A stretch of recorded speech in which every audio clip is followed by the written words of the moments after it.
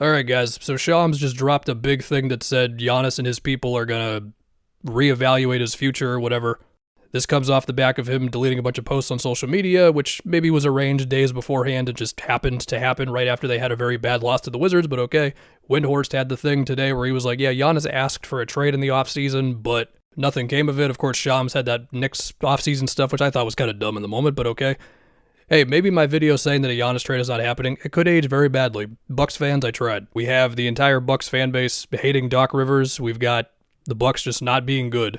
We've got Zach LaVine rumors, which that would not help their defense at all, and also with how up and down LaVine has been lately. Do I really think he would turn this thing around? No, even if they do still need like another scorer next to Giannis. I mean, at the most, right now, they're hoping for a Ryan Rollins pop-off game or a Kevin Porter Jr. pop-off game, but they just lost to the Wizards. They could barely win without Giannis. They've been losing, you get it. And hey, maybe I just need to accept that this could end up being like a Kevin Garnett in Minnesota situation. But before I go there, what are the odds they turn this around right now to just being like a decent team to where, you know, you get one more season rolled over, you get more picks in the future available to deal, all that stuff? Well, based on the loss they just had to the Wizards, which, side note, the Wizards have 3 wins this year, and 2 of them have caused the opposing teams to go into crisis mode. But man, the plays where they just couldn't stop Middleton or CJ on the ball, and then they have to like over-rotate, and then Marvin Bagley is just wide open on the back line. It was real bad. I mean, at the least, I think this team just needs an influx of good defenders, and I've seen Bucks fans dream about Herb Jones this year. Few things with that. Number 1, Herb is out. 2, I don't even know if the Pelicans would want to move him. They've got 3 wins. I don't think you should take anything off the table with them besides keeping Fears and Derek Queen. And if he was available, you know teams would have a bidding war, and also the Bucks do not have time until the trade deadline for this stuff, which is when I assume that type of thing would go down. But I don't know, I'm just guessing. I get stuff wrong all the time. I mean, trade season opens up in 12 days, really. That's when everybody can be dealt, December 15th, so I don't know. If they can find a way to get some defenders, that's cool. And I remember early in the season, even as their defense was looking good, I did have some... I mean, I was more optimistic on the team than what they've been right now. Like, I'll be clear on that one. But I also did have some fears of, like, maybe they're over-fouling, maybe at times they have to over-rotate, whatever. Also, Miles Turner, he's just been kind of out there. I mean, I don't know if anybody expected him to make their defense great, but you probably hope for more than this so far. But I don't know. I don't want to close the book on them being completely cooked, but it's not looking good right now. They're like a 500 team with Giannis, if you want to care. And we all like Rollins, we like AJ Green, all that. Anyway, does Giannis ask out? I don't know. According to Windhorst, he already did. Look, I'm going to end up repeating stuff that I said in my why a Giannis trade is not happening video like a few months ago, which, hey, you know, if that ends up aging horribly, then hey, Bucks fans, I tried.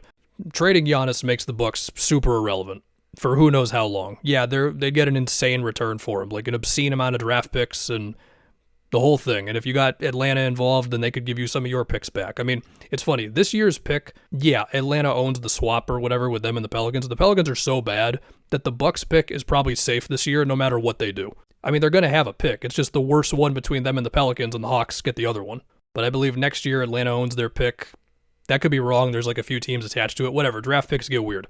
Also have no idea if Atlanta would do it. I mean, so many teams would be interested. We all know this. And you would get good young guys too.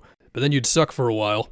And we know that even if teams do most things correctly on rebuilds, most of the time it takes a really long time. I mean, the Rockets took 4 years to lose in round 1 after trading Harden. And they drafted well. But they also might just suck right now. So we'll see what happens in the meantime. They're 11th. They're behind, I mean, everybody. The Bulls, the Sixers, the Celtics. My Celtics are also just kind of good. Jaylen Brown, All-NBA. Now, I guess we're still waiting on whatever the hell the outcome is of these meetings. Resolution expected in the coming weeks by Shams, so whatever that means. But if this really is going to happen, like, who could do it? Again, there was the Knicks stuff. The problem with the Knicks is because they traded all their picks for Mikal Bridges. Any sort of Giannis trade doesn't give the Bucks picks, which they're going to need to pull off a real rebuild. Like, if they get good players, but they don't have a crazy amount of picks over the next few years, then what are they doing? Now, the Knicks could offer some, but then you'd have to get pretty creative with, I mean, Cat probably has to go to a third team, and then it gets real crazy. But if you're trying to get more picks to the Bucks, you just kind of got to think like that. And also, the Knicks would have to deplete their roster that already kind of, at times, feels a little thin. But from their perspective, it's Giannis. They could just say yes anyway. That one feels like more of a no for the Bucks, though. And then when you look at the teams with the crazy amount of picks, I mean, there's the Nets. None of us want that. Maybe Nets fans do. I don't know. There's the Rockets. Do we really think they'd want to jump into that water when the team's going well? They could. I mean, with how the Thunder are going right now, like, maybe they would need Giannis to have a chance to win the West. Would be a lot of picks. The Bucks would ask for Amen. I don't know what happens after that. The Spurs have a bunch of picks. That'd be crazy too. Look, I don't know, man. Okay, we're not at the point of him requesting a trade, but there's something in the air.